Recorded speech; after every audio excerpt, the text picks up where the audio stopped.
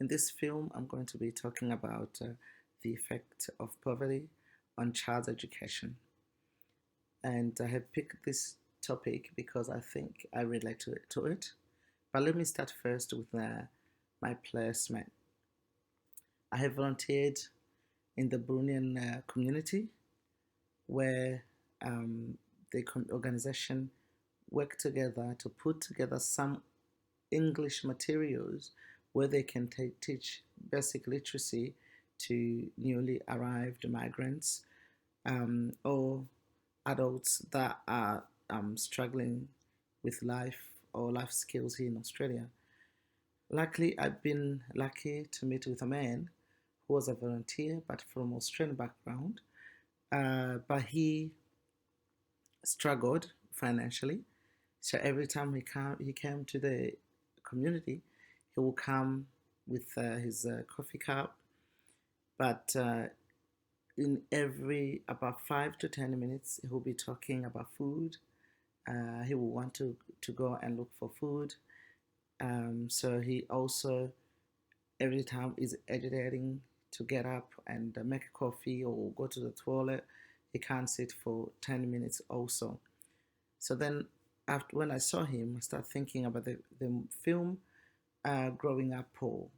I thought he actually um, was experience similar situation to that as an adult himself. But if we look into school communities, it's an area where students need to feel safe, need to be loved, need to be valued, and also can have a sense of belonging.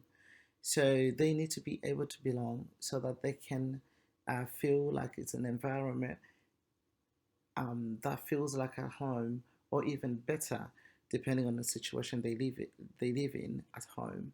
So, but sometimes as educators, we fail to provide this kind of environment, and we put children in a deficit position. If you look at the film that was published by the ABC in the Four Corners film, it's a film that have touched my heart and have changed the way I perceive or think about poverty. I never thought it in a great depth to think how it affects education, but they have given me a good insight how actually poverty can affect education.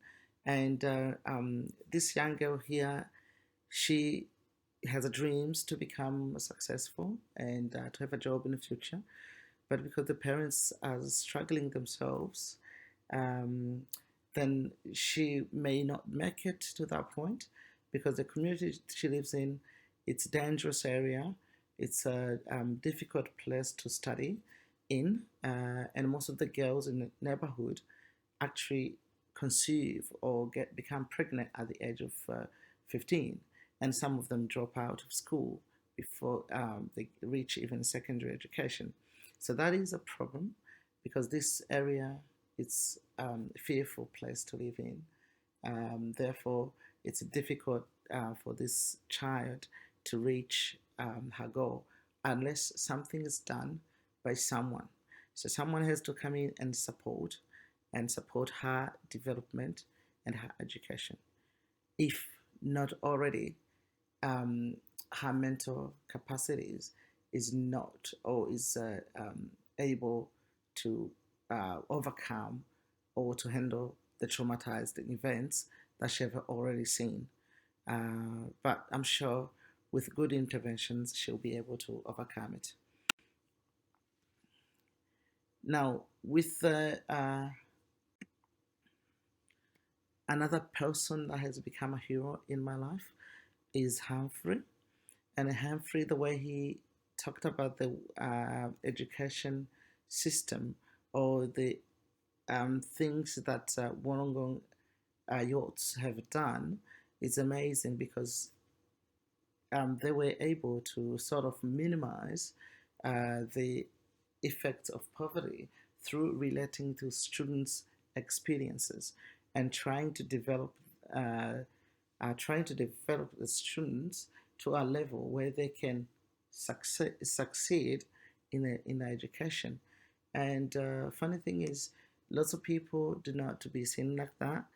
Lots of teachers, they think going that far back, you are not perceived as a teacher anymore. You are not respected anymore. And they should treat you as an authoritative person, not as a friend. But so usually the way children respond to that is they feel fear to go and tell the teachers about their difficulties at home because they know teachers will not help. They know even if they tell them, teachers are unwilling to do anything to help. So then that is the biggest problem. But at this school, it was beautiful, it was done beautiful, and even if they won't be able to help everyone, but overall, they will get good results. So the biggest issue is when we see a student, they become problematic to us. They're hard to teach. We always have a lot of expectations for them, rather than having the thinking capacity, where the 3 R's have said that with a way to challenge that, or the way to challenge deficit thinking, is through actually going and look at each student's performance and say what is influencing this. Rather than saying this student is incapable, we can have a look at how the situations are home, what other things and activities that the child do outside of school, or how the relationships at home are. It could be that the parents at home are struggling themselves, therefore they cannot support the child. So that way, it's a one way to go. Another thing is always recommend other places for the child to study away from home. If we give them homeworks, we can encourage them to stay at school and finish it. If we give them homeworks also, we can encourage them to use the public library to study. But we need also to make sure we are on the same chapter as the parent themselves, because sometimes if the child goes home late, the parents cannot take it. So we need to make sure the parents and teachers are at the same page. So that's it for this film. And I've learned a lot throughout this course, and I believe it will be helpful. It will help me to become perhaps the best teacher I could be in the future when I graduate.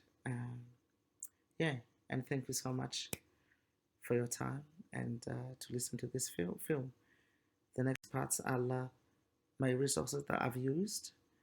Some of them I'll put there, the pictures that I've used, and others are just the where I got the information from. Thank you. That's all.